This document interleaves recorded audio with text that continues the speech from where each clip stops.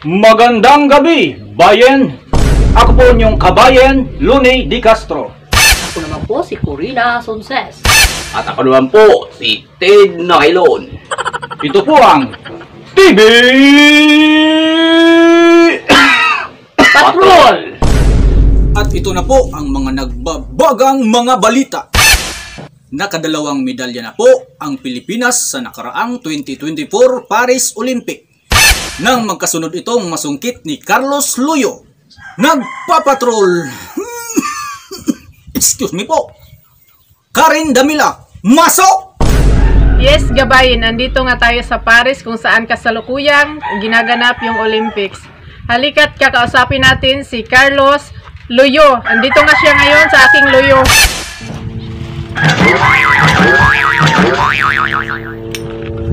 Mr. Loyo, pwede ka ba namin makausap sandali? Mr. Loyo, anong masasabi mo sa nakuha mong medalya? Mga kaibigan, mukhang wala na siyang masabi talaga.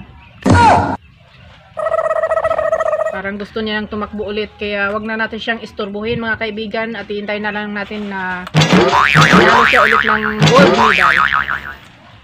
That's all, and back to you. Ako nga pala si Karen Damila. Back to you, gabayin. Ug usa ka lalaki ang napili og iskaten nagpakamatay. Buhi. Atong istoryahaw ng biktima nga anong nagpakamatay, nagpapatrol, gas sa bilgas. Maraming salamat, Ted. Alamin natin kung bakit nagpakamatay ang isang lalaki nang matalo sa iskater. Andito tayo ngayon sa lugar kung saan nangyari ang krimen. Bakit nga ba nagpakamatay? Ngunit buhay. Kung nakikita nyo sa aking likuran ang pising yan ang ginamit ng biktima sa krimen na ito. Tara't ating kapanayamin ang naturang biktima. Sir,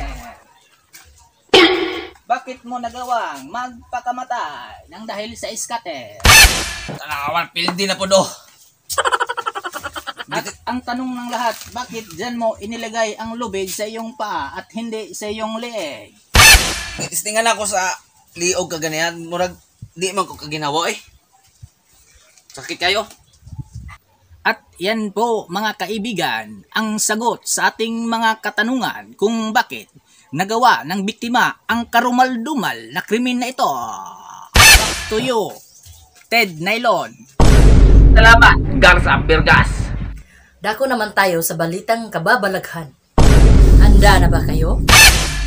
Meron po tayong balitang kababalaghan dito sa ating barangay na gumagala na mga aswang tuwing gabi. Ang aswang na ito ay hindi marunong magbisaya kundi Ingles ang salita niya. Alamin natin ang kanyang motibo. Nagbabalik, Karen Damila. Maraming salamat, Corina. Andito ako ngayon sa lugar kung saan sinasabing nagpapakita ang isang aswang. Uy, tamang-tama, mukhang nandirito nga siya. Ang sinasabi nilang aswang. Halika't kapanayamin natin. What?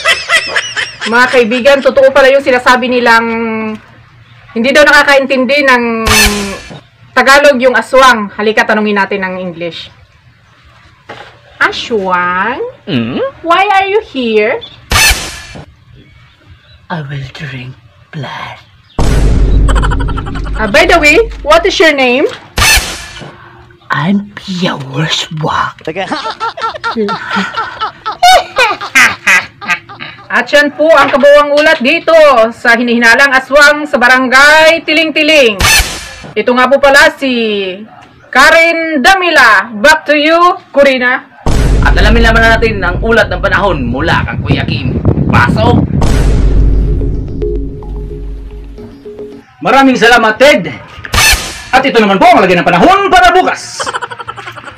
May nangungupong bagyo sa ating Philippine Area of Responsibility. Kung nakikita nyo dito banda, mga kaibigan, dito po namungo ang bagyo. Itong bagyo po ay, kung nakikita nyo ay dumaan siya sa West Philippine Sea. Nang dumaan siya sa West Philippine Sea ay hindi siya nakatuloy sa ating Philippine Area of Responsibility. Dahil winater canon siya ng mga Chinese Coast Guard. Pangalan ng naturang bagyo mga kaibigan ay alias Go. Sabi pa dito sa ulat mga kaibigan na ang bagyong ito ay lumaki sa farm. Kahit malakas itong bagyo ay hindi siya nakarating sa Philippine Area of Responsibility dahil sa lakas ng water cannon ng China. Kaya ang ating panahon po ngayon ay mainit talaga. At yan po ang lagay ng panahon. Kunting kaalaman mga kaibigan. Alam nyo ba na ang kurtinang ito ay nagkakahalaga ng 100 piso lamang? Bakit? Kung nakikita nyo, ang kurtinang ito ay may polar bear. Ang polar bear na ito ay hindi nangagat, kaya ito ay mura lamang. At yan po ang balita ng panahon. Kaya laging tandaan na ang buhay ay weather lang. At yan po ang nakalap sa aming mas malawak na pagpapatrol. Kami ang inyong patrol ng Pilipino. Grabe si Yulo, no? Grabe lagi, 60 million. mayo kayo matambling taay. Taas kayo ng bakat. Live kay ko. Sige Para, na. pakilala ka na. Ako po si Corina Sunses. At ano po, si Ted Nylon. At ako naman po, si Karin Namila. 30 days na lang, Pasko na. May 30 days na pala. At ito naman po, si Kabayan Loni Di Castro. Ito po ang TV Patro! Shout out ko kang Jan Manire og sa akong manghod. Libert Auditor. Shoutout po ko sa mga followers sa Kaduging Biners, silang Limar, si Silvisas, Isi Laurenti, Allen Laurenti, Morton. Salamat. Shout out sa lahat ng sumusuporta ng Kaduging Biners. Hello, keep on supporting us. Thank you. Maraming salamat.